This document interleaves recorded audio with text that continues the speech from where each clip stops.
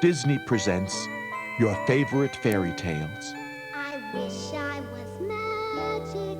I'd magically find a secret passage traveling through space and time to faraway places that I've only seen in storybooks, in picture shows, and in my dreams. 'Cause wishes are magic and wishes have wings. The sky's full of wishes when the whole world sings. I wish I may, I wish I might. There's a wish on every star that's bright. The wish I wish tonight for you is that every wish you make comes true.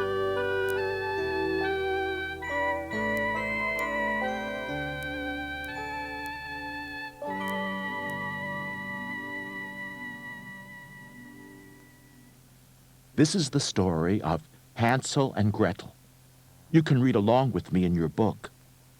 You will know it is time to turn the page when you hear the chimes ring like this. Let's begin now. Once upon a time, in a small cottage on the edge of a great forest, there lived a poor woodcutter and his family. The son was named Hansel. His younger sister was named Gretel. The woodcutter's wife was their stepmother. She was a very mean and selfish woman. One evening, there was so little food left, it seemed they all must starve. The stepmother told the woodcutter that she had an evil plan to take Hansel and Gretel into the forest and leave them to starve. "Get rid of the children," she told him. "Then there will be enough food for you and for me." The wicked stepmother persisted. Finally, the poor woodcutter agreed. Hansel and Gretel heard the plan, and they were frightened. Hansel whispered to Gretel that he had a plan of his own. When it was dark, he went quietly outside the cottage and filled his pockets with tiny white stones. The next day, off to the woods they all went. Hansel dropped a few stones every few steps. When they reached a place deep in the forest, the stepmother and their father left them to sleep by a fire, telling them they would soon return. But they didn't come back. That night, when the moon rose, Hansel took Gretel by her hand, and following the tiny moonlit stones, they found their way back to the cottage. The stepmother was furious. The next morning, they all went to the woods again. Hansel had no time to pick up small stones, but he had saved a crust of bread. So he dropped crumbs all along the way to make a trail he could follow out of the forest. The woodcutter and his wife again left the children. When darkness came, Hansel took Gretel by the hand. They looked and looked for a trail of breadcrumbs, but birds had eaten all the crumbs. Now they were indeed lost and alone. They wandered through the forest for 3 long days, sleeping cuddled up under trees at night. Then on the 4th day, they came upon a very welcome sight. It was a tiny cottage, and it was made of bread. The roof was made of cake, and the windows were sugar candy. Hansel and Gretel each ate and ate pieces of the cottage. Suddenly a voice came from within. "Nibbling, nibbling like a mouse. Who's nibbling at my house?" Then out the cottage door came a little old woman. "Fear not, children," said the old woman. "Come in and dine and rest." Hansel and Gretel were very glad to do so. As soon as the sun rose the next morning, the old lady woke them. She invited them out to see the stable. And before they knew what was happening, she threw Hansel inside and bolted the stable door.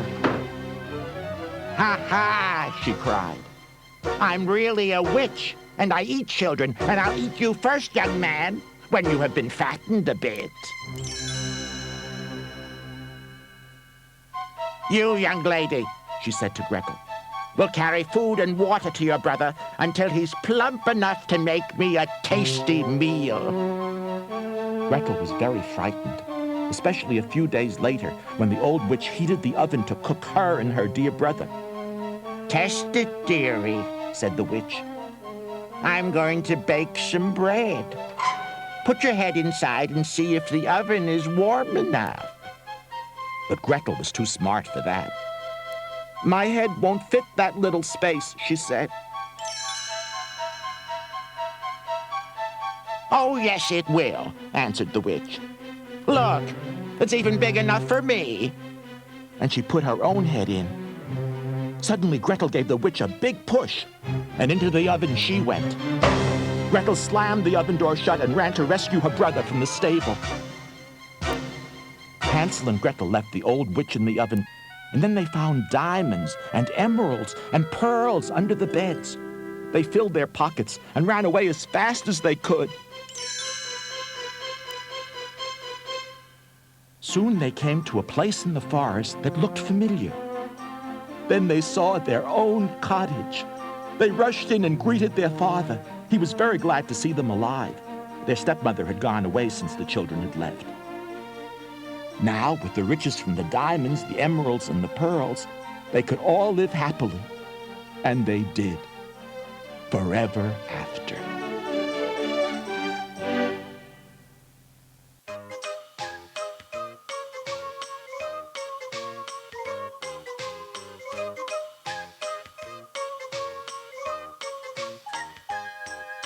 Hansel and Gretel lost in the woods, lost in the woods, lost in the woods.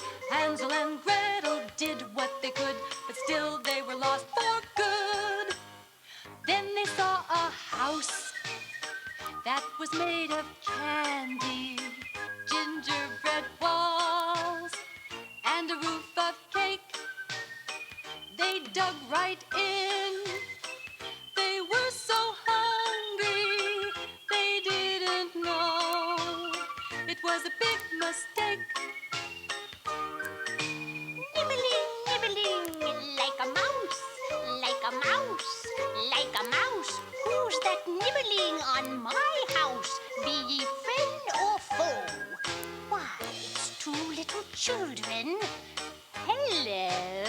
Then they saw the witch. She was so scary.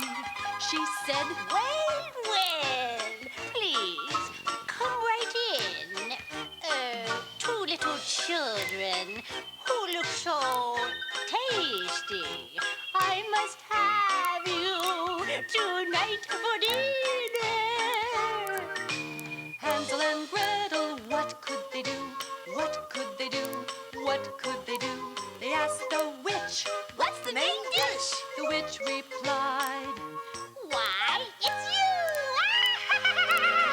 Gretel dear, we must get out of here. Oh, Hansel, do not fear. I have a plan. When she opens the oven, we've got to shove her in. Then we must run away as fast as we can. Hansel and Gretel did what she said, did what she said, did what she said. They shoved in the witch when she poked in her head and ran from the house of gingerbread.